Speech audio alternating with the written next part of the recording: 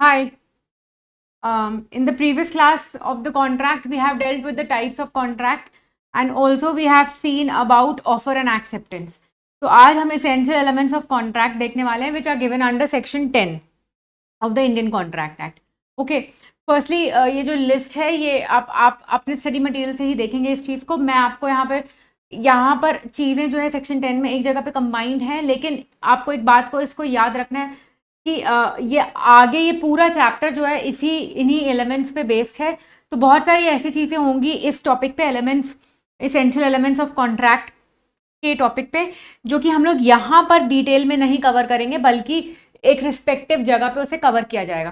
For example, अगर हम लोग फ्री कंसेंट की बात करें तो फ्री कंसेंट का जो टॉपिक होगा वो बहुत डिटेल में कवर होगा आगे जाकर. So basically what I am trying to tell you कि एसेंशियल एलिमेंट्स यहाँ पर मेंशन्ड है. इसके अलावा आपको यहाँ ये एक कलेक्शन है पूरी चीज़ों का, but eventually what will be happening कि हमको डिटेल में जाकर इसको कहाँ पर देखना पड़ेगा, आगे के पार्ट में. ठीक है, दिस इज एब्सोल्युटली क्लियर. चलिए, we shall start with the essential elements.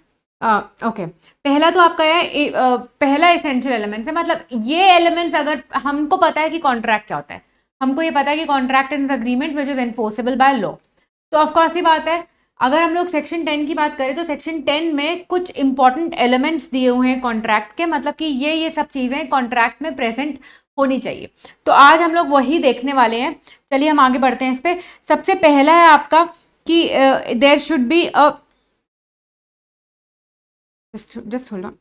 हाँ, सबसे पहला है आपका कि intention to create legal relation होना चाहिए. मतलब बेसिकली वो आपको क्या कहना चाह रहे हैं कि अगर दो पार्टीज आपस में कोई अग्रीमेंट या कॉन्ट्रैक्ट करती हैं तो there should be a intention to create a legal relation. When we talk about legal relation और a legal obligation, it is just like कि कोई सोशल या फिर डोमेस्टिक नेचर की चीज़ें इसमें नहीं कवर होने वाली. अगर हम लोग बात करें यहाँ पर एग्जाम्पल के लिए, अगर मैं जैसे कि मैंने आपको पहले भी एक बार एग्जाम्पल दिया है कि अगर मैंने डिसाइड किया कि let's do a party tonight at my place, तो you all of you are invited and आप शाम को रात को जब मेरे घर आते हैं तो आप देखते हैं बड़ा सा एक ताला पड़ा हुआ है वहां पर, और मैं तो घर पर हूं नहीं. तो ऑफकोर्स सी बात है, यहाँ आप चाह कर भी आप कोर्ट तो नहीं जा सकते. तो कॉमन सेंस प्रिंसिपल है, आप ये जानते थे कि अगर मैं वहां पे नहीं मिलूंगी तो आप इसको एनफोर्स नहीं कर पाएंगे, क्योंकि यहाँ पे कोई लीगल रिलेशनशिप नहीं है. लीगल रिलेशनशिप का मतलब क्या होता है? There should be some legal consequence attached to what we are doing in any kind of agreement और कॉन्ट्रैक्ट. अगर मैं नहीं आई वहां पर तो इट इज समथिंग लाइक कि आप उसके लिए कुछ कर नहीं पाएंगे. लेकिन अगर मैंने आपको प्रॉमिस किया कि मैं आपको एग्जीक्यूटिव में या CSET में या प्रोफेशनल के लेवल पर एक पर्टिकुलर सब्जेक्ट पढ़ाने वाली हूँ और मैंने आपसे उसकी फीस भी ले ली और फिर मैं गायब हो गई, तो ऐसे पॉइंट ऑफ टाइम पे can you do this action of mind has a legal implication? Of course you can sue me to the court. तो basically what are we trying to tell you कि contract का पहला element ये है कि intention क्या होना चाहिए दोनों पार्टीज का. इंटेंशन ये होना चाहिए कि there should be they want to create a legal obligation. That is quite simple and clear. Agreements of social or domestic nature do not consider as legal relationship. इसमें तो कोई प्रॉब्लम नहीं होगी. ठीक है, नेक्स्ट आपका आता है लॉफुल कंसिडरेशन. अगर मैं आपकी बात करूं लॉफुल कंसिडरेशन के बारे में, तो lawful consideration of course common sense principle है. अग्रीमेंट पे अगर लॉफुल कंसिडरेशन नहीं है, अगर हमने इलीगल कंसिडरेशन लगा, फॉर एग्जाम्पल, इसके लिए हम एग्जाम्पल लेते हैं कि आपने मुझे बोला कि अगर आप पर्टिकुलर, बेसिकली मैं आपको बोलती हूँ कि अगर तुमने मेरे बाजू वाले इंसान के बच्चे को किडनैप कर लिया तो फिर मैं तुमको 20,000 रुपीज दूंगी. तो ऐसे पॉइंट ऑफ टाइम पे देखिए, आपका कंसिडरेशन क्या है? 20,000. और मेरे लिए क्या कंसिडरेशन है कि आप उस बच्चे को किडनैप कर कहीं पर ले जाएंगे. तो is it a lawful thing? Is it a legal thing? No. तो कंसिडरेशन शुड बी लॉफुल. आज की एलिमेंट्स करने के बाद अभी हम कंसिडरेशन के बारे में भी पढ़ने वाले हैं. We are going to understand two points out of all the elements in detail today, and first will be this your lawful consideration को भी हम डिटेल में देखेंगे, इसलिए आपको यहाँ पे ज़्यादा समझने की जरूरत नहीं है. और कॉम्पिटेंट टू कॉन्ट्रैक्ट को भी अभी हम यहीं पर देखने वाले हैं. तो what I am trying to tell you, I am just trying to tell you कि अगर हम बात करते हैं इसकी इसेंशियल एलिमेंट्स ऑफ कॉन्ट्रैक्ट की, तो you just have to understand few things, and that is कि इसमें हम लोग सिर्फ एक कलेक्शन करके चीज़ों को रीड आउट कर रहे हैं, ताकि अगर आपको एक जगह से पढ़ना हो तो ये बताओ कि ये इसेंशियल एलिमेंट्स है, लेकिन हर पॉइंट को हम डिटेल में अलग जगह पर डील करने वाले हैं। ठीक है, तो नेक्स्ट पॉइंट आपका आता है कॉम्पिटेंट टू कॉन्ट्रैक्ट। अगर हम बात करें कॉम्पिटेंट टू कॉन्ट्रैक्ट के बारे में, तो वो कहते हैं कि एक ऐसी पार्टी जो कि लॉ कॉम्पिटेंट है वही कॉन्ट्रैक्ट में एंटर कर सकती है। तो एज पर लॉ कौन सी पार्टी कॉम्पिटेंट है? वो कहते हैं कॉम्पिटेंट वो है जिसने मेजॉरिटी की एज अचीव कर ली होती है, या फिर वो साउंड माइंड का होता है, या फिर नॉट डिस्क्वालिफाइड फ्रॉम कॉन्ट्रैक्टिंग होता है। नॉट डिस्क्वालिफाइड फ्रॉम कॉन्ट्रैक्टिंग का मतलब होता है आप मेजॉरिटी के भी होंगे भाई, आप साउंड माइंड के सॉरी आप माइंड के भी होंगे, लेकिन तब भी अगर लॉ ने आपको मना कर रखा है कि आप कॉन्ट्रैक्ट में एंटर नहीं कर सकते, तो आप कॉन्ट्रैक्ट में एंटर नहीं कर सकते। तो मैम ऐसे कौन से केसेस में होता है बच्चे? मैंने आपको पहले ही बोला कि ये एसेंशियल एलिमेंट्स को हम एज अ कलेक्शन पढ़ रहे हैं, लेकिन ये इंडिविजुअली हम लोग डील करने वाले हैं आगे जाकर। ठीक है, सो जल्दी से आइए बच्चे यहाँ पे आगे बढ़ते हैं, फ्री कंसेंट के बारे में देखते हैं। फ्री कंसेंट का टॉपिक बहुत इंपॉर्टेंट, जो आपकी नेक्स्ट या नेक्स्ट टू नेक्स्ट क्लास में कवर होगा, and that is one of the most important topic. इसको अभी के लिए हम ये समझते हैं कि अब जो दोनों पार्टीज हैं वो आपस में उनका कैसा होना चाहिए, फ्री कंसेंट होना चाहिए। फ्री कंसेंट का मतलब होता है चाकू की नोक पे, बंदूक की नोक पर, और धोखेधड़ी से या फिर ब्लैकमेल कर ये सब करके हमको उससे उसका कंसेंट मतलब हामी नहीं लेनी चाहिए। तो इंडियन कॉन्ट्रैक्ट एक्ट मानता है हर तरह का कंसेंट फ्री है, बस इन 5 चीज़ों को छोड़कर। इन 5 चीज़ों को इंडियन कॉन्ट्रैक्ट एक्ट मानता है कि फ्री कंसेंट नहीं है। वो 5 चीज़ें कौन सी होती है? पहली बात तो इंडियन कॉन्ट्रैक्ट एक्ट बोलता है कोर्जन को मैं फ्री कंसेंट नहीं मानता हूँ। उसके अलावा मैं फ्रॉड, अनड्यू इन्फ्लुएंस, मिस्टेक वगैरह को भी मैं क्या नहीं मानता, I don't consider it as free consent. Clear? ठीक है, तो इसके बारे में डिटेल्स जो है बच्चे फ्री कंसेंट में कवर होंगी, मैं आपको बार बार रिपीट कर रही हूँ। नेक्स्ट पे आइए, लॉफुल ऑब्जेक्ट होना चाहिए। जो काम करने जा रहे हैं वो लॉफुल होना चाहिए। एग्जाम्पल के लिए हम दोनों के बीच में साठगांठ होती है कि यहाँ सामने से एक ट्रेन निकल रही है, इस ट्रेन में ऐसा लगता है कि काफ़ी 3-4 फैमिलीज शादी में जा रही हैं, तो ऑफकोर्स इनके पास काफ़ी ज़्यादा माल पानी होगा। तो हम दोनों के बीच में साठगांठ होती है, आपके और मेरे बीच में, कि हम दोनों क्या करते हैं, जाके रात को इसको लूट लेते हैं, इस ट्रेन को, और जो भी पैसा बनेगा, जो भी अमाउंट, जो भी हम चोरी करके या डकैत करके लाएंगे, डकैत डाल के लाएंगे, whatever we will be able to find out from there, we will be dividing it. तो what happened now, both of us has gone there and हमने क्या किया, हमने लूट लिया लोगों को। तो अब क्या हुआ, जब हम लूट कर बैठे हुए थे तो मैंने आपको बोला कि आप एक काम करिए, आप देखिए कहीं बाहर से कोई आ तो नहीं रहा, और मैंने क्या किया, मैं सारा का सारा रफू चक्कर हो गई उस अमाउंट को लेकर। तो ऐसे पॉइंट ऑफ टाइम पे ये ऑब्जेक्ट जो था, अब आपके साथ धोखाधड़ी हो गई, आप क्या कोर्ट जा सकते हैं बोलकर कि मैम ने तो मुझे लूट लिया, मैम ने तो मुझे धोखा दिया? No, you actually can not do that for a very simple reason कि ऑब्जेक्ट ही इसका लॉफुल नहीं था। The object should always be lawful. ठीक है, उसके नेक्स्ट पे आ जाइए जल्दी से यहाँ पे, agreements not expressly declared void. Actually, there are a lot of agreements which are given under the Indian Contract Act which are declared as void, जो कि अभी हम नेक्स्ट क्लास में देखेंगे। वो उसमें वेजरिंग के अग्रीमेंट्स हो गए, और एग्जाम्पल अभी सिर्फ एग्जाम्पल दे रही हूँ, डिटेल में कवर करूंगी आगे जाके। Agreement not expressly declared void में जैसे वेजरिंग के अग्रीमेंट हो गए। वेजरिंग मतलब होता है आपका सट्टेबाजी, ठीक है, वो इंडिया में परमिटेड नहीं है, बेटिंग, सट्टेबाजी वगैरह। और साथ में आपका क्या कहते हैं, contracts in restraint of marriage, मतलब एक ऐसे कॉन्ट्रैक्ट में एंटर करना जिसमें ए ने बी से कॉन्ट्रैक्ट में एंटर किया कि बी किसी और से शादी नहीं करेगा, ऐसे ये कॉन्ट्रैक्ट नहीं हो सकता। You can not restrict a person from getting married. उसी तरह से contracts in restraint of trade are also not valid, they are expressly declared void. Expressly declared void का मतलब क्या होता है, लॉज ने उसको स्पेसिफिकली क्या किया है, वॉइड डिक्लेयर किया है। लीगल फॉर्मेलिटीज देख लेते हैं। If legal formalities are not carried out then the contract is not enforceable by the law. अगर कोई लीगल फॉर्मेलिटीज थी जो आपको कैरी आउट करनी थी, जो आपने कैरी आउट नहीं करी, तब भी कॉन्ट्रैक्ट क्या होता है, एनफोर्सेबल नहीं होता। पॉसिबिलिटी ऑफ परफॉर्मेंस देख लीजिए, the agreement should be possible to perform. For example अगर मैं आपको बोलूँ, इसके लिए एग्जाम्पल होएगा बहुत सिंपल सा, अगर मैंने आपके साथ अग्रीमेंट किया कि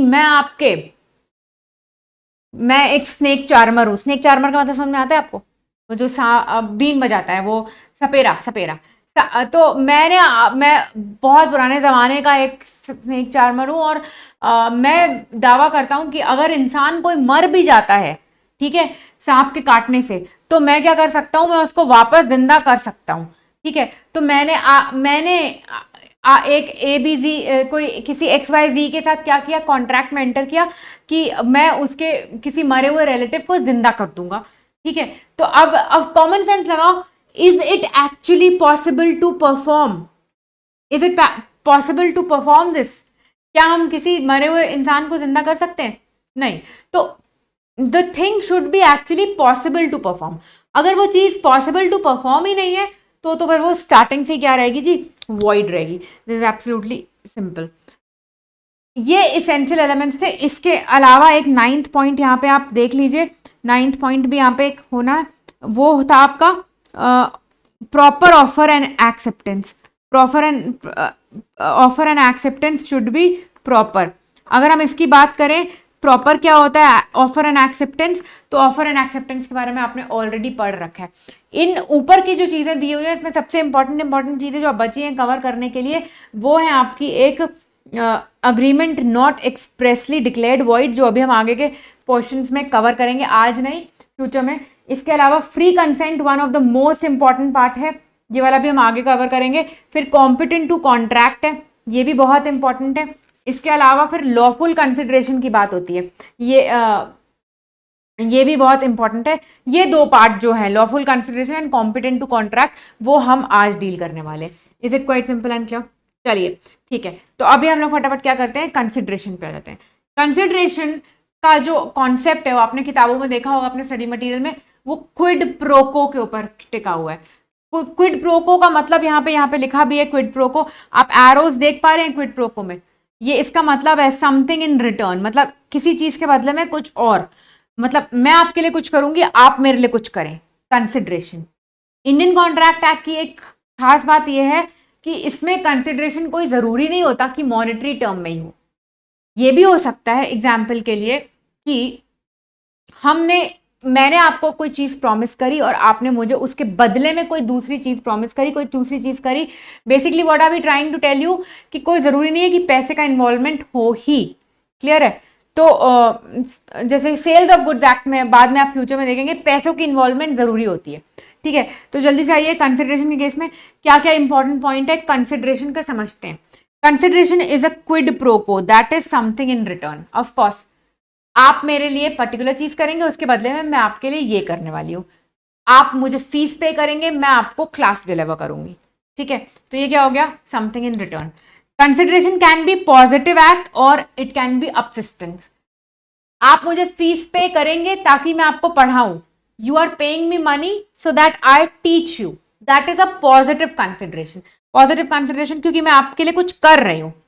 आप मुझे जॉब पे रखेंगे ताकि मैं कहीं और जाके काम ना करूं, एंड मैं आपके साथ ही एक NCA साइन कर लूं, नॉन सर्कमवेंशन अग्रीमेंट, जिसमें कि मेंशन कर रही हूं कि मैं केवल और केवल आपके लिए काम करूंगी और किसी जगह पर जाकर काम नहीं करने वाली।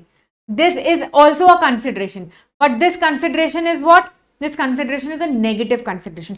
मैंने आपको पहले बताया था, एन एक्ट और अपसिस्टेंट टू एक्ट, मतलब कोई चीज करने के लिए भी आप कॉन्ट्रैक्ट में एंटर कर सकते हो और किसी चीज को नहीं करने के लिए भी कॉन्ट्रैक्ट में एंटर किया जा सकता है। तो कंसिडरेशन पॉजिटिव भी हो सकता है, जहां पे हम किसी पार्टी को कुछ करने के लिए बोल रहे हैं कुछ, और नेगेटिव भी हो सकता है जहां पर हम किसी पार्टी को रोकने के लिए बोल रहे हैं कि तुम ये नहीं करो तो मैं तुमको ये दूंगा। Is it quite simple and clear? ठीक है, consideration shell always be at the desire of the promisor. Promisor मतलब यहाँ पे कौन होगा, जो कि ऑफर कर रहा है। ठीक है, ऑफर जो कर रहा है, ऑफरर है, वो किसको ऑफर कर रहा है, ऑफरी को। ऑफरी ने क्या किया होगा, एक्सेप्ट कर लिया होगा, तभी तो वो प्रॉमिस बन गया। क्योंकि वह वो प्रॉमिस बन गया, तो अब जो पार्टी ऑफरर थी वो क्या बन गई है, प्रॉमिसर बन गई है। वो हमेशा उसके डिजायर पे फ्लो होना चाहिए। डिजायर पे फ्लो मतलब उसकी मर्जी का होना चाहिए। Basically what are we trying to tell you, we are just trying to tell you कि अगर कभी भी ऐसा होता है कि यहाँ पर उसको इसके बारे में आइडिया ही नहीं है, उसको पता ही नहीं है, कुछ चीज उसको क्लियर ही नहीं है कि जो आपका कंसिडरेशन है वो उसके डिजायर पे नहीं हुआ, बल्कि सामने वाली पार्टी ने उसको एज अ गिफ्ट दे दिया, तो उसको कंसिडरेशन नहीं मानता act. Let me give you an example, तभी आपको समझ में आएगा ये चीज। यहाँ पे आप समझिए बात को, अगर आप प्रिज्यूम करिए, अगर आप सिर्फ एक प्रिजम्पशन लीजिए कि आपका मेरा कुत्ता खो गया है, ठीक है, मेरा अगर कुत्ता खो जाता है और अब ऐसे पॉइंट ऑफ टाइम पे व्हाट विल हैपन, आप उस कुत्ते को ढूंढ कर लाते हैं मेरे पास और मुझे बोलते हैं कि ये रहा आपका कुत्ता, ठीक है। अब यहाँ पर अब क्या हुआ कि अब बेसिकली मैं अगर हैप्पी होकर आपको 20,000 रुपीज दे देती हूँ, ठीक है। सो basically what is happening over here, this is not actually going to amount to any kind of consideration for a very simple reason कि यहाँ पे आपका डिजायर शामिल नहीं था, आपका डिजायर शामिल नहीं था, मतलब आपको ऐसा पता नहीं था कि ऐसा होगा। Is it quite simple and clear.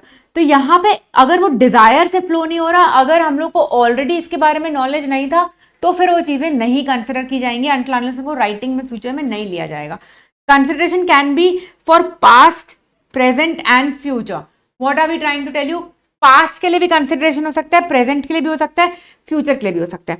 Example के लिए हम समझ लीजिए कि आपका बेसिकली मैंने आपको पढ़ाया और आपको फीस मुझे पे करनी थी, और आपने मुझे फीस पे करने के बजाय आपने मुझे बोला कि मैम मेरे पापा का बहुत अच्छा एक रिसोर्ट है मनाली में, तो आप वहाँ पर आकर स्टे कर लीजिए, तो एक स्टेकेशन पे आ जाइए, ठीक है। तो फिर मैं यहाँ पर क्या हुआ, you were suppose to pay me some fees whereas you haven't paid me, rather you are offering me to stay at your place, at your resort. तो अब उस पॉइंट ऑफ टाइम पे जब हम फ्यूचर वाले point of पे जाएंगे तो व्हाट विल हैपन, बहुत सिंपल सी बात आपको यहाँ पे समझनी है, होगा क्या, वो जो आपका पूरा का पूरा कंसिडरेशन उस पॉइंट ऑफ टाइम पे जो होगा जब मैं आप रहने आऊंगी, उसके बदले मैंने आपको पढ़ाया कब होएगा, पास्ट में। तो it can be related to past executed, मैंने अपना प्रॉमिस कर दिया, मैंने आपको पढ़ा दिया, ठीक है। इट कैन बी प्रेजेंट, जब आप जाते हैं बाजार और आप जाके भैया को बोलते हैं भैया एक रूह अफ़ज़ा की बोतल दीजिए और साथ में उसको पैसे रख के आते हैं, तो यहाँ पर क्या हुआ, प्रेजेंट। ऐसे फ्यूचर भी हो सकता है जहां पर आप पार्टीज प्रॉमिस करती है कि फ्यूचर डेट पे हम ये करने वाले हैं, ठीक है। Consideration can be in cash और काइंड, जो मैंने आपको एक्सप्लेन किया। It should be of some value, may और मे नॉट बी एडिक्वेट, ये इंपॉर्टेंट चीज है। मे और मे नॉट बी एडिक्वेट का मतलब होता है कि कुछ वैल्यू होनी चाहिए, चाहे वो एडिक्वेट हो या नहीं हो। एडिक्वेट हो या नहीं हो मतलब कि अगर मेरी मर्जी होगी तो मैं 1 करोड़ की बिल्डिंग को आपको 5,000 रुपये में सेल कर दूंगी, मर्जी से बेचना होना चाहिए। ऐसा नहीं होना चाहिए कि आपने चक्कू की नोक पे मुझसे 5,000 में वो बिल्डिंग खरीदी। मैं आपको क्या कहना चाह रही हूँ, मैं आपको ये कहना चाह रही हूँ कि what is important is that there should be some value. It may और may not be adequate. Adequate का मतलब होता है as per, it should standard से नीचे भी होएगा तो भी हमको चलेगा। आपको लगेगा कि इतने में कौन बेचेगा मैम, तो वही तो एक्ट कह रहा है, इंडियन कॉन्ट्रैक्ट एक्ट, कि एडिक्वेसी मैं चेक नहीं करूंगा। इंडियन कॉन्ट्रैक्ट एक्ट कहता है कि इतना वेला नहीं हूं मैं कि मैं एडिक्वेसी देखूं कि इसका इतनी कीमत होनी चाहिए, आपको तो इतना देना चाहिए, तो उस हिसाब से तो फ्री में पढ़ाना ही नहीं चाहिए, ठीक है। तो basically what are we trying to tell you कि एडिक्वेट है या नहीं उससे फर्क पड़ने वाला नहीं है। It should be lawful, lawful होना चाहिए कंसिडरेशन। जैसे आपको एग्जाम्पल दिया कि तुम मेरे लिए उस बच्चे को किडनैप करके ले आओ, मैं तुमको पैसे दूंगा, भाई ये लॉफुल कंसिडरेशन नहीं है। क्लियर है? The performance of an act by a person what he is legally bound to perform, the same cannot be consideration for a contract. अब यहां पर क्या एग्जाम्पल आएगा, अच्छे से गौर से सुनिए। कोई भी ऐसी चीज जो कि सामने वाली पार्टी लीगली बाउंड है करने के लिए, वो तो उसको करना ही था, आप उसे बोलते करने के लिए या नहीं बोलते, फिर भी अगर आपने उसको स्पेशली पैसे पे करे कुछ करने काम वाम करने के लिए, तो उसको कंसिडरेशन ट्रीट नहीं किया जाता। That will not be treated as consideration, ठीक है। इसके केस में बहुत सारे एग्जाम्पल्स आ सकते हैं, जैसे कि अगर हम आपको बोले कि एक गवर्नमेंट हॉस्पिटल में आप जाते हैं ट्रीटमेंट कराने के लिए, डॉक्टर है वहां पर, और वहां आप ट्रीटमेंट आपने फी वगैरह सब पे कर दिए, उसके बाद भी आप डॉक्टर को एक्स्ट्रा पैसे पे कर रहे हैं, उसकी रिस्पॉन्सिबिलिटी, अगर आपने उसको एक्स्ट्रा पैसे पे नहीं भी किए तो उसकी जिम्मेदारी है, he is legally bound to perform that thing. So if you are even giving him money and asking him that please treat me, you have already paid the fees. Then in that case, that will not be treated as consideration. Because if you are paying someone for a thing which he is legally bound to do, and he would have done it even without that thing you are offering him, तो हम उसे consideration नहीं बोलते. It may be given to third person और it can even flow from a third person. ये बहुत important है. Stranger to consideration का कंसेप्ट यहां से निकल कर आता है. वो कहता है स्ट्रेंजर टू कंसिडरेशन बिल्कुल करेक्ट कॉन्सेप्ट है. स्ट्रेंजर टू कंसिडरेशन का मतलब क्या होता है वो आपको यहां पर कहना चाहते हैं. स्ट्रेंजर टू कॉन्ट्रैक्ट अलाउड नहीं है. मतलब अगर आप और मैं पार्टीज हैं, प्रिविटी ऑफ कॉन्ट्रैक्ट जो आपकी टेक्स्ट बुक्स में कहीं ना कहीं मेंशन होगा.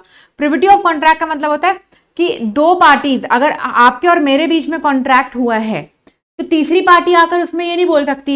अगर समझ लीजिए कि मैंने ब्रीच करा तो तीसरी पार्टी मेरे अगेंस्ट केस नहीं कर सकती. समझ रहे हैं? आप ही केस कर सकते हैं. The third party has no right to do anything because the contract was between you and me. That is termed as privity of contract. या आपका इसको कहते हैं the stranger to contract is not permitted.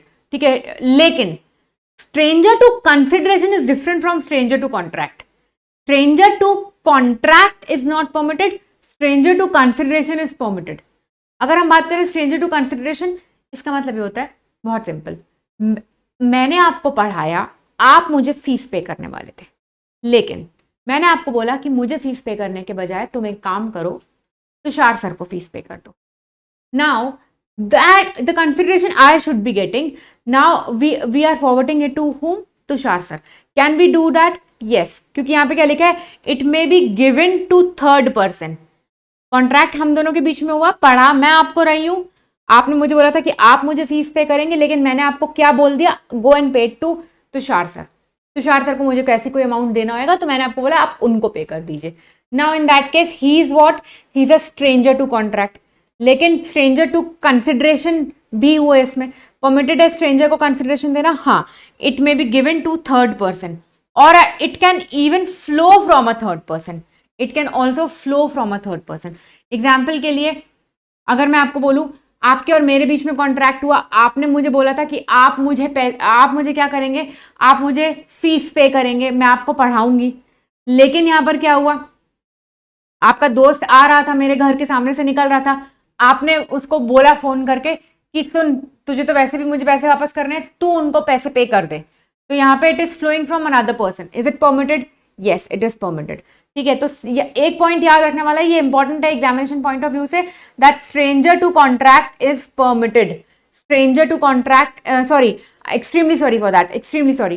Stranger to consideration is permitted. Stranger to contract valid नहीं होता, लेकिन stranger to consideration valid होता है. ठीक है, नेक्स्ट पे आइए जल्दी से. नो कंसिडरेशन नो कॉन्ट्रैक्ट, ये इंपॉर्टेंट है.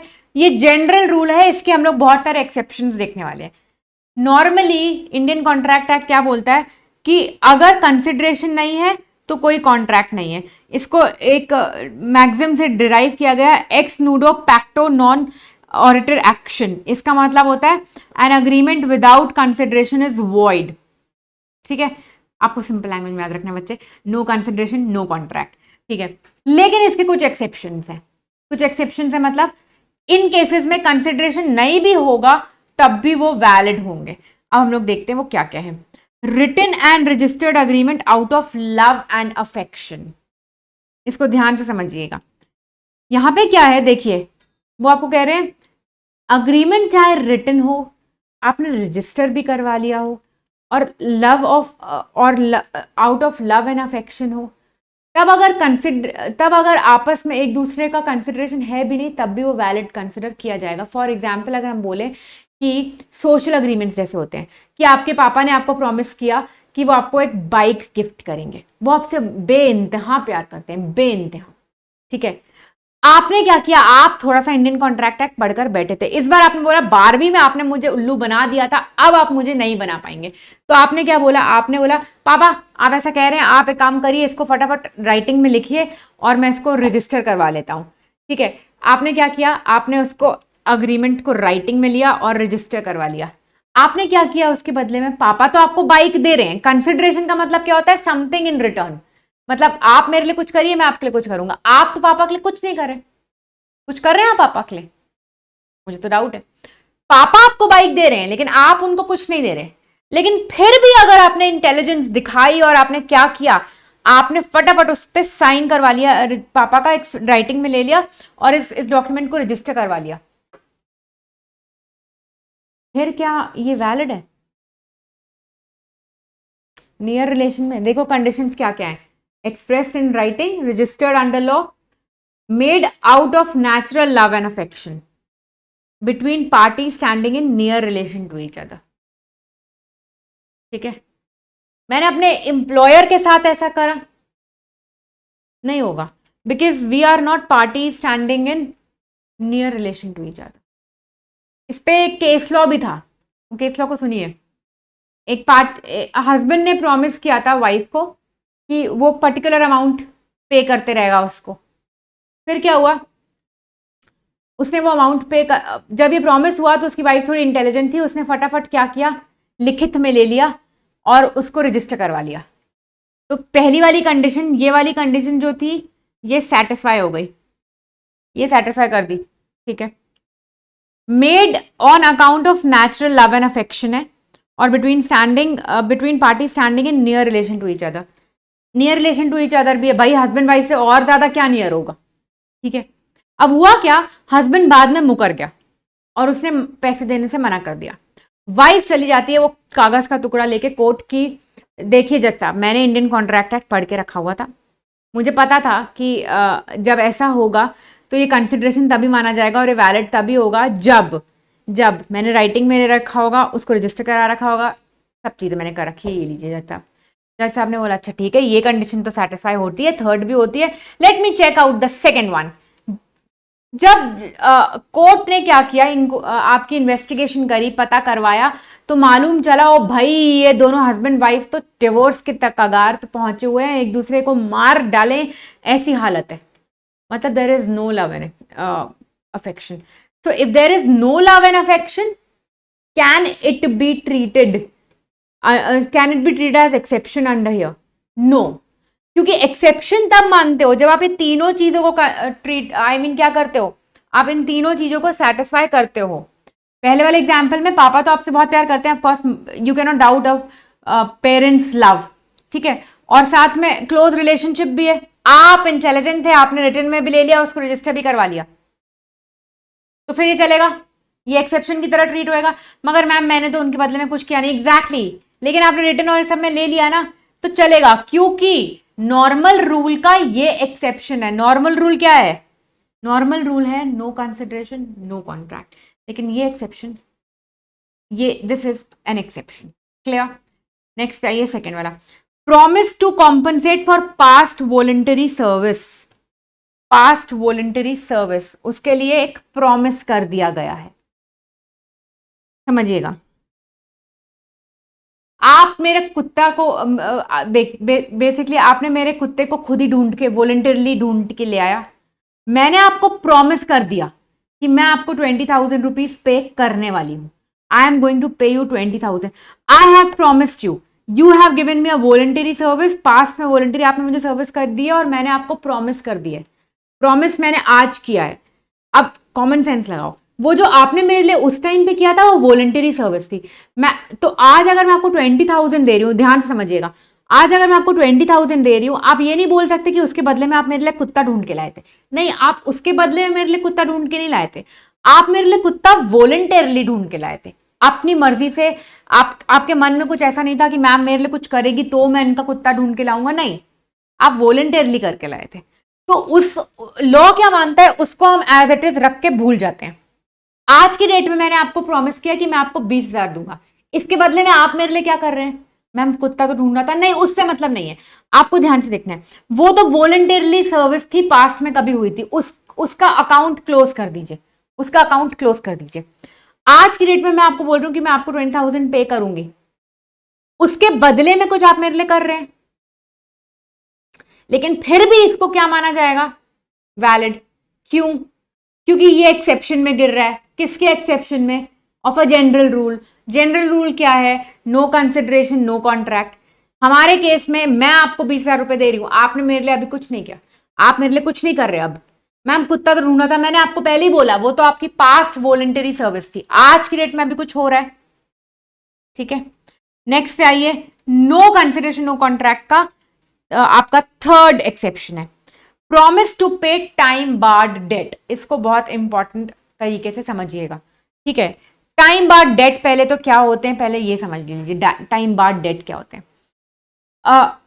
टाइम बार्ड डेट का मतलब क्या होता है, बेसिकली अगर आप किसी पार्टी को आपको कुछ पैसे देने हैं और उसने आपको नहीं दिए, एक निर्धारित डेट तक पैसे पे करने थे आपको, he has to pay you money, he has to repay you, rather the money should be repaid to you at a specific date. Okay, now that specific date has come and that person has not paid you any money, so you can always go to the court to sue him. But always का मतलब यहाँ पे क्या कि आज से 25 साल के बाद या आज से 20 साल के बाद या आज से 10 साल के बाद मुझे होश आएगा कि मुझे मुझे तो ये पैसे लेने थे, तो क्या मैं जा सकता हूँ और कोर्ट मुझे एंटरटेन करेगा? आपको लगता है? आप कभी कोर्ट के डॉक्यूमेंट रूम में जाकर देखिएगा, पोथियां पड़ी होती हैं, पोथियां। उसमें अगर मैंने आपको ये बोल दिया जब चाहे चले आओ, तब तो फिर आप क्या करेंगे? आप तो भाई सो जाएंगे। आप क्या सोचेंगे, अरे जब मन करेगा कोर्ट जाएंगे। लेकिन अगर मैंने आपको बोला कि नहीं, there is a specific time period जिसके अंदर आकर आप क्या कर सकते हो, अपने राइट्स को अप्रोच कर सकते हो, you can approach your rights और you can materialise them if you come within this specific period. ये जो विद इन स्पेसिफिक पीरियड है वो कौन से एक्ट्स के अंदर डिफाइंड होता है? एक एक्ट है जो आप एग्जीक्यूटिव में भी पढ़ेंगे, limitation act, that is termed as limitation act. Limitation act में क्या होता है, अलग अलग चीज़ों के अलग अलग टाइम्स दिए गए हैं कि अगर ये चीज़ हुई है तो आपको क्या करना पड़ेगा, आप इतने दिन के अंदर जाकर आप क्या कर सकते हैं, आप अग्रीव्ड पार्टी हैं, आप इतने दिन के अंदर जाकर अपने कॉम्पनसेशन वगैरह या अपना चीज़ें परफॉर्मेंस ऑफ कॉन्ट्रैक्ट करा सकते हैं। उसके बियॉन्ड जाएंगे, लॉ आपकी मदद नहीं करेगा, court will not help you. ठीक है, क्योंकि लिमिटेशन एक्ट इस प्रिंसिपल पे टिका हुआ है कि लॉ उनकी मदद करता है जो डिलिजेंट होते हैं। डिलिजेंट मतलब जो एक्टिव होते हैं, जो खुद की मदद करना चाहते हैं, जो चद्दर तान के सो जाते हैं, उनकी मदद लॉ नहीं करेगा। तो law will not help those who are not diligent. That is the ground on which limitation act is based. ठीक है, तो अभी मैंने आपको क्या समझाया, I have explained you what is limitation act. मैंने आपको बताया व्हाट इज लिमिटेशन एक्ट। तो what is time barred date? Time barred date का मतलब होता है एक ऐसा डेट जिसका लिमिटेशन एक्ट के तहत जो टाइम दिया हुआ था वो क्रॉस हो चुका है। टाइम बार्ड मतलब the time within which you can go to the court to apply for restitution of benefits और for compensation is over now. So you have crossed the time period which is given under Limitation Act. So this is time barred debt.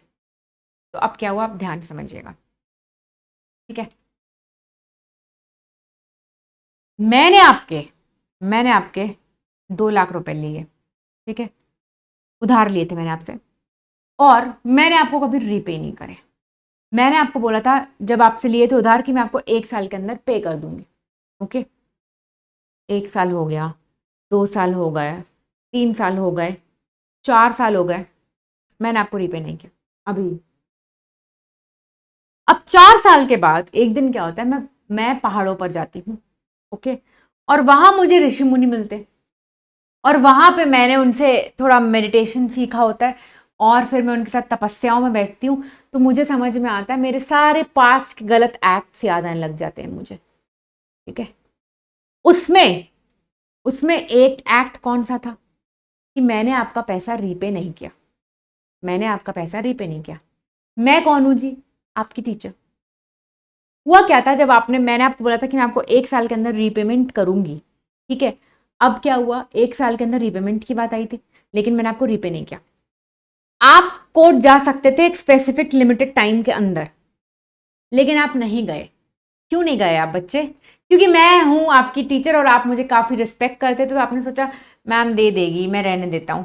आपको पता नहीं था कि ma'am तो नालायक है, बिल्कुल पैसे नहीं देंगी वापस, और ऐसे पॉइंट ऑफ टाइम पे क्या हुआ, जो लिमिटेशन एक्ट के अंदर टाइम मेंशन था वो भी खत्म हो गया। तो अब वो क्या बन गया, वो टाइम बार्ड डेट बन गया। इसका मतलब है आपका राइट खत्म नहीं हुआ, ध्यान से सुनिए, आपका अधिकार नहीं खत्म हुआ, आपका पैसे पाने का अधिकार नहीं खत्म हुआ, लेकिन आपका कोर्ट जाने का अधिकार खत्म हो गया। कोर्ट जाने का अधिकार खत्म हो गया, दोनों में डिफरेंस है। कल को अगर मैं आपको पैसे देने आ जाती हूं, ठीक है, आप ये नहीं बोलेंगे नहीं मेरा राइट नहीं है, आपका राइट अभी भी है उस चीज को पाने का, लेकिन आपके पास उसको पाने के लिए कोर्ट जाने का राइट खत्म हो गया। लॉ बोलेगा फुल स्टॉप, अब तुम नहीं आओगे, भागो यहां से, चलो निकलो। लिमिटेशन एक्ट के अंदर जो टाइम पीरियड था उसके अंदर नहीं आए तो अब तुमको आना अलाउड नहीं है। मतलब लॉ अब तुमको प्रोटेक्ट करना बंद कर देगा। तो मैम कुछ नहीं होता, हम इलीगल, आपको वहीं पहाड़ों से उठवा देंगे, वो नहीं करना, बच्चे उसको किनारे करो, दैट इज नॉट अलाउड। अब समझिए क्या कहानी थी कि मैं पहाड़ों पर गई थी और वहां पे मैंने तपस्या वगैरह करी ऋषि मुनियों के साथ, और फिर मुझे अपने पूरे पास के पाप याद आने लग गए। उसमें से एक पाप ये भी था कि मैंने नन्हे मुन्ने प्यारे बच्चे से 2 लाख रुपए लिए थे और उसको रीपे भी नहीं करे। तो फिर क्या हुआ, पहाड़ों से मैं नीचे उतरी, फिर मैं आई यहाँ आपके पास, और मैंने आपको बोला कि मुझे काफी बुरा लग रहा है, मैंने आपके पैसे लिए थे, अब ये लीजिए आपके 2 लाख रुपीज मैंने आपको, या फिर मैं उस वक्त 2 लाख रुपए नहीं, मैं आप मुझे मिले, मैं अभी तक पैसे लेके थोड़ा ना पहाड़ों के नीचे उतरी थी। तो मैंने आपको बोला कि मैं आपको पक्का प्रॉमिस करता हूं कि आई एम गोइंग टू पे यू 2 लाख रुपीज, ठीक है। आप बेवकूफ मत बनिएगा इस बारी। आपको क्या करना है, आपको फटाफट अपने पॉकेट से, अपने बैग से एक नोटबुक निकालनी है, एक नॉर्मल पेपर भी चलेगा, और उसमें बोलना है मैम आप इस पेपर पे लिखिए, write down on this paper that you are going to repay me. फिर मैं क्या करूंगी, मैंने लिख दिया कि हाँ ठीक है मैं उसे रीपे करने वाली हूँ, एट द सेम टाइम मैंने उसको साइन वाइन कर दिया, मैंने साइन वगैरह सब कर दिया। मैंने अगर उसको पेपर में लिख दिया और साइन कर दिया तो अब मुझे आपको पैसे रीपे करने ही पड़ेंगे। तो अभी आपको ऐसा फील आ रहा होगा, कहानी तो समझ में आ गई, अभी आपको ऐसा फील आ रहा होगा कि इस पूरी कहानी में कंसिडरेशन एक्सेप्शन में कैसे आया। तो वो ऐसे एक्सेप्शन में आया, मैंने आपसे उधार लिया था, मुझे आपको पैसे रीपे करने थे जो कि मैंने नहीं पे किए, ठीक है, और वो डेट क्या हो गया, टाइम बार्ड हो गया। तो लॉ ने, लिमिटेशन एक्ट ने आपको प्रोटेक्शन देना बंद कर दिया। जब प्रोटेक्शन देना बंद कर दिया तो उसकी नजर में तो वो क्या हो गया, closed, that transaction is closed, खत्म हो गया लॉ की नजर में, वो जो हुआ था वो खत्म हो गया।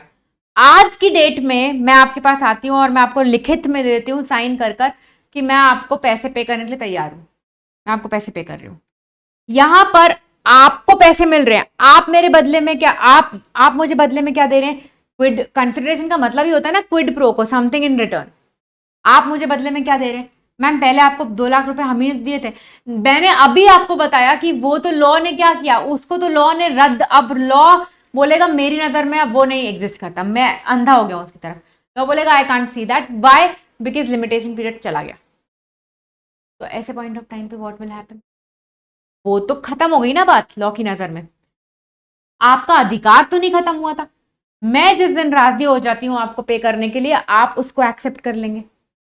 लॉ बोलता है कि वो क्योंकि मेरी नजर में क्लोज्ड है, तो ये जो हो रहा है इसमें मैं आपको 2 लाख रुपए पे कर रही हूं, आप मेरे लिए कुछ नहीं कर रहे, लेकिन तब भी लॉ बोलता है कि मैं इसको क्या मानूंगा, मैं इसको वैलिड मान लूंगा, even if now one party is going to do nothing, time barred date, ये वाला एक्सेप्शन, ठीक है, promise to pay time barred date.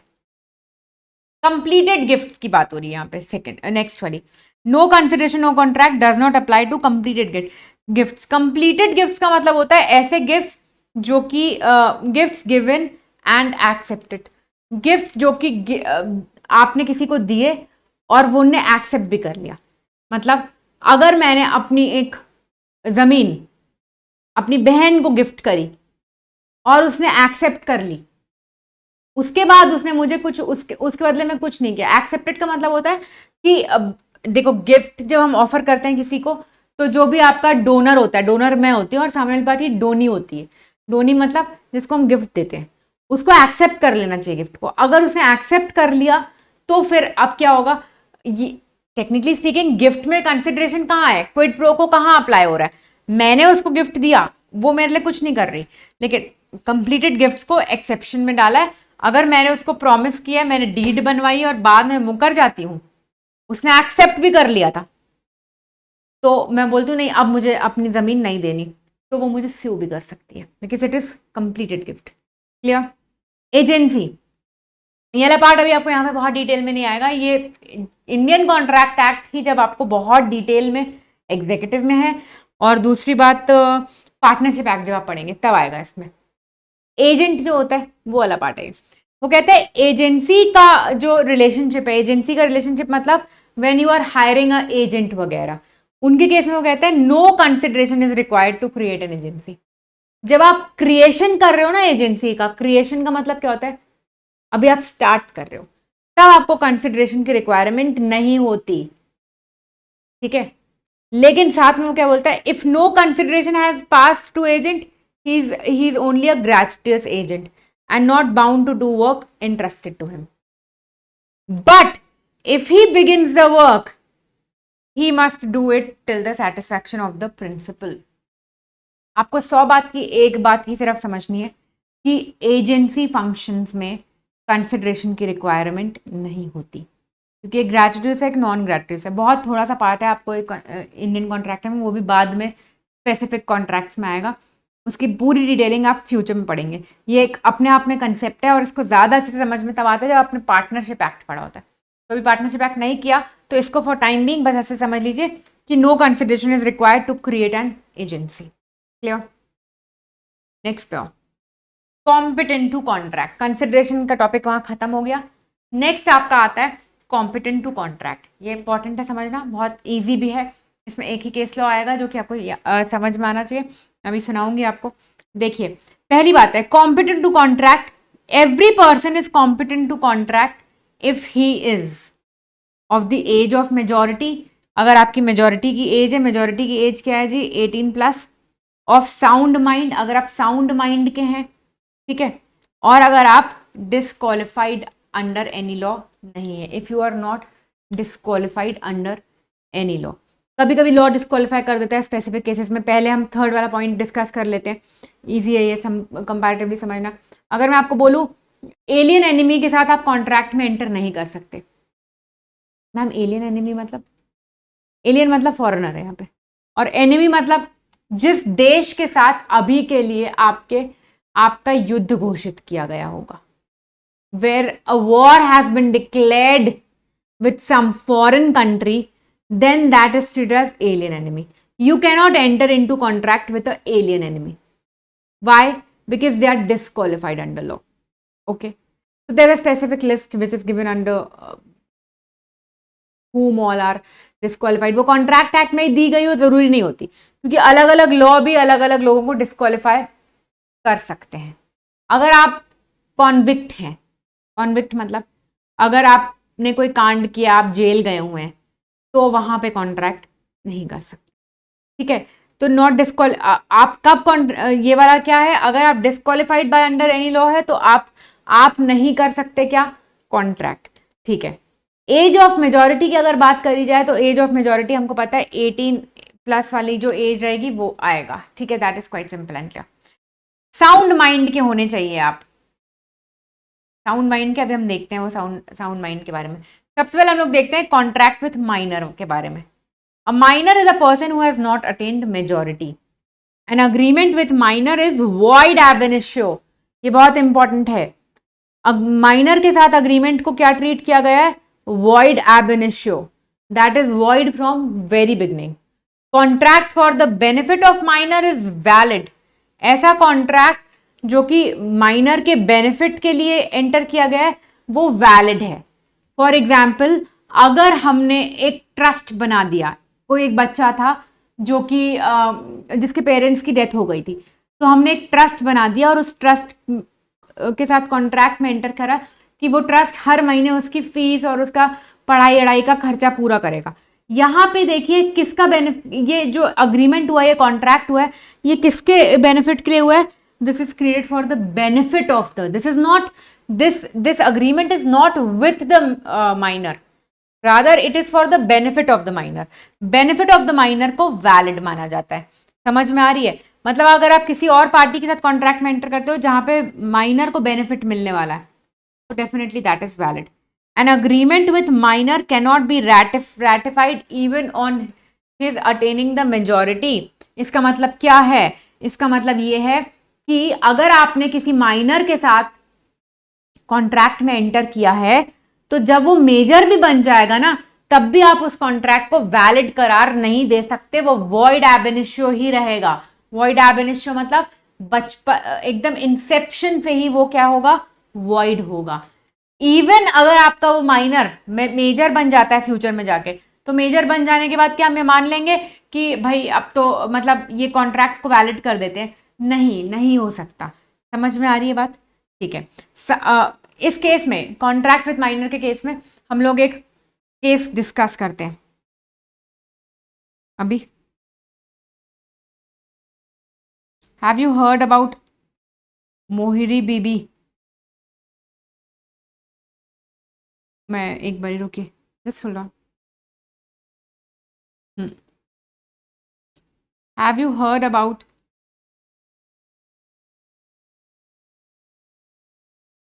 मोहिरी Bibi versus Dharmodas?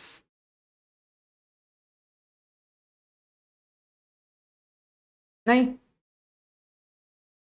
Okay, I explain you. ठीक है, इसमें क्या था? कोई एक और कैरेक्टर का नाम है जो मैं यहाँ पे लिख देती हूँ।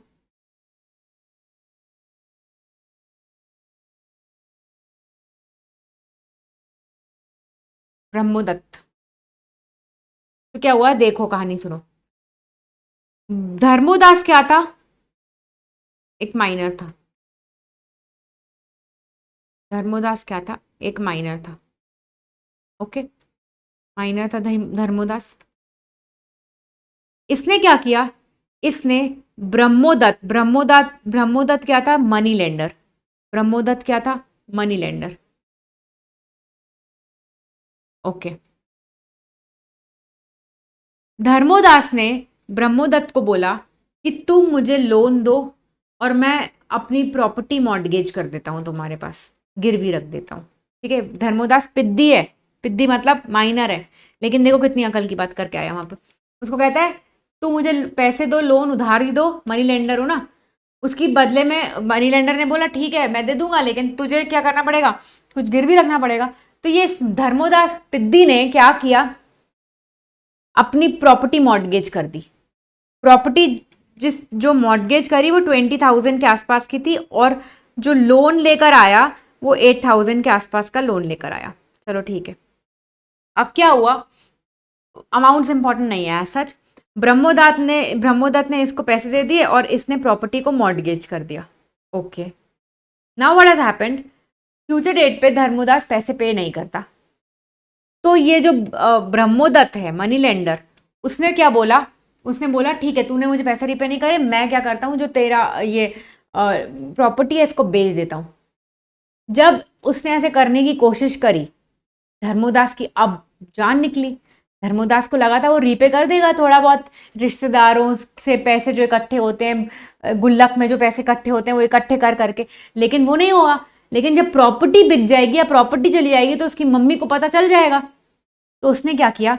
धर्मोदास ने जाकर अपनी मम्मी को बताया। ये धर्मोदास गया अपनी मम्मी को बताता है कि मैंने ये कांड कर दिया, आई एम सॉरी। उसकी मम्मी, अब ये ब्रह्मोदत्त किस में लगा हुआ है? उसकी प्रॉपर्टी को बेचकर पैसा अपना लेने के लिए। उसकी मम्मी ने क्या किया? उसकी मम्मी ने थोड़ा बहुत लॉ पढ़ा था, उनको पता था माइनर के साथ कॉन्ट्रैक्ट में एंटर किया किसने? ब्रह्मोदत्त ने। तो यहां पर देखिए कांड एक्चुअली में कौन करके आया है? ये धर्मोदास पिद्दी, धर्मोदास माइनर। लेकिन इसकी मम्मी जाकर धर्मोदास के बिहाफ पर क्या करती है? प्लेंट फाइल करती है।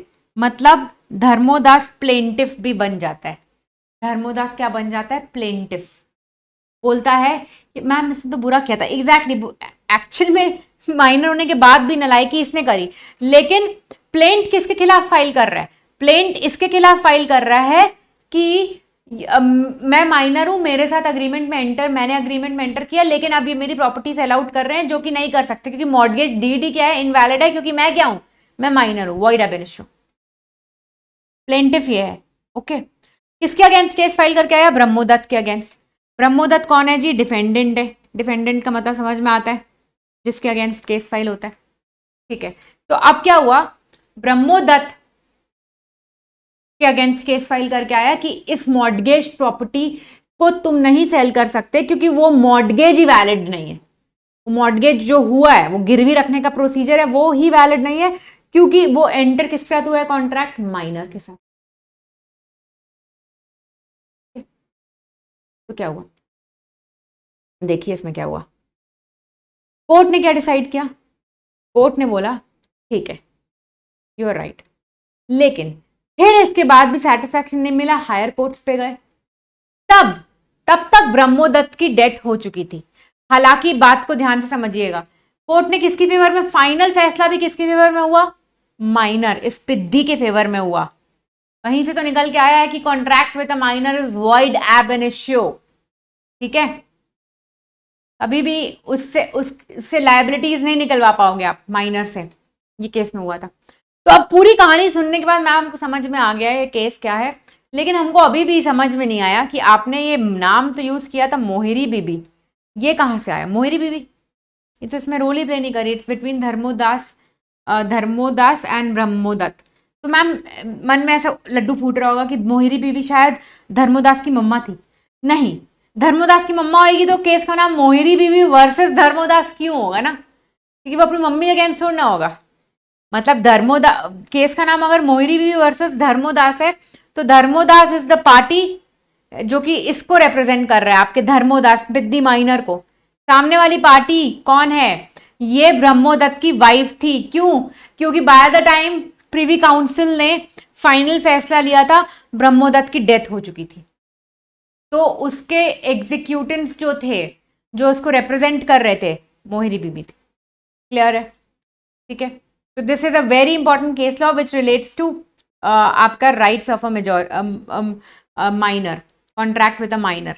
ठीक है, नेक्स्ट आता है आपका लास्ट टॉपिक है आज का, sound mind and unsound mind. समझते हैं साउंड वो आपको कहते हैं साउंड माइंड का मतलब होता है if he is able to understand the terms of the contract.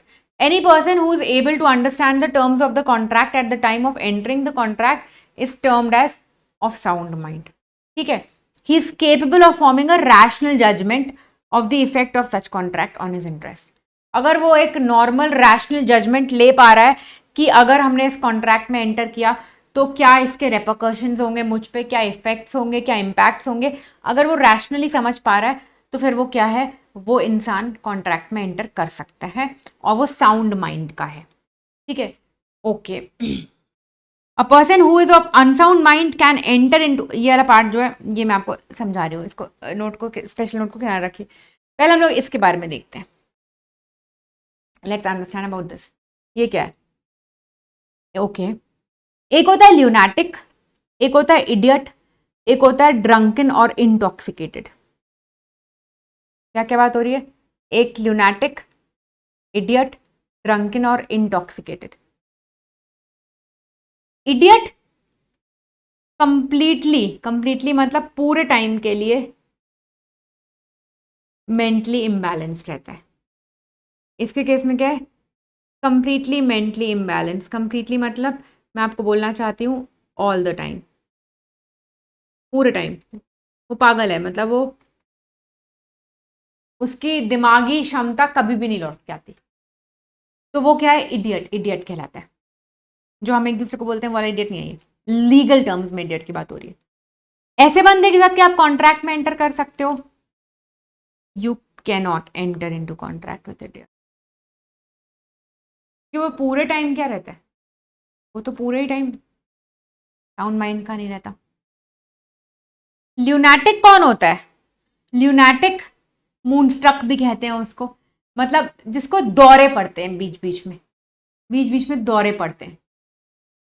तो यहां पर क्या हुआ? दो तरीके के दौरे हो सकते हैं। 24 घंटे में से समझ लो उसको 2 घंटे ही दौरे पड़ते हैं। तो वो इंसान क्या कर सकता है? 24 में से 2 घंटे दौरे पड़ते हैं तो वो 22 आवर्स क्या कर सकता है? कॉन्ट्रैक्ट में एंटर कर सकता है। वो 22 आवर्स मतलब वो वाला टाइम जब उसको दौरा नहीं पड़ता, क्योंकि तब उसको हम क्या मानते हैं, मेंटली स्टेबल मानते हैं।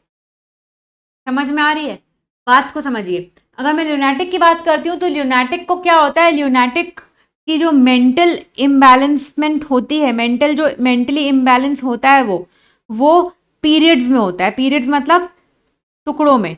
तो ऐसे पॉइंट ऑफ टाइम पे क्या हुआ, जिस पीरियड में वो मेंटली इम्बैलेंस नहीं है, उसने उस दौरान अगर कॉन्ट्रैक्ट में एंटर किया है तो उसको हम वैलिड मानेंगे और उसमें कोई प्रॉब्लम नहीं है। लेकिन जब वो मेंटली इम्बैलेंस था तब वो कॉन्ट्रैक्ट में एंटर नहीं कर सकता। क्लियर है? ओके। ड्रंकन और इंटॉक्सिकेटेड मतलब जिसने या तो ड्रिंक कर रखी हो, वो एकदम भंड है, ड्रंक है, या फिर इंटॉक्सिकेटेड है। इंटॉक्सिकेटेड मतलब under the effect of some intoxication. It can be injections, it can be drugs, it can be anything, any medicine, anything. So if a person is drunk or intoxicated, law presumes that you do not have mental ability to understand what is in your favor and what is not in your favor, and therefore at that point of time, if you will enter into any kind of contract, that will not be treated as valid. Okay, because you are not treated as a person, you are not treated as a person of sound mind. आपको तो हम क्या मानते हैं, unsound mind, and unsound mind के साथ हम contract में एंटर। क्लियर है? तो ये कंसेप्ट क्लियर हो गया। ठीक है, तो अब नेक्स्ट इसके बाद का जो टॉपिक है वो अब नेक्स्ट क्लास में हम कवर करेंगे। आज इस वाले लेक्चर के लिए इतना ही सफिशिएंट था। Just go through everything, and intentionally Indian contract act के नोट्स नहीं प्रोवाइड करे जा रहे हैं, क्योंकि इंडियन कॉन्ट्रैक्ट एक्ट पे I personally want you to go through the study material. आप मेरे ये स्क्रीनशॉट्स भी ले सकते हो अपनी पढ़ाई के लिए। उसका रीज़न बहुत सिंपल है, इंडियन कॉन्ट्रैक्ट एक्ट पे ट्रिकी क्वेश्चंस वो फ्रेम कर सकते हैं। वो ट्रिकी क्वेश्चंस कहीं ना कहीं स्टडी मटेरियल के लिए मुझे ऐसा फील होता है कि थॉरो रीडिंग ज़रूरी है। ठीक है, कॉन्सेप्ट सारे मैं आपको पढ़ा रही हूँ यहाँ पे, तो आपको basically if you can combine my screenshots with the study material. Okay, thank you so much.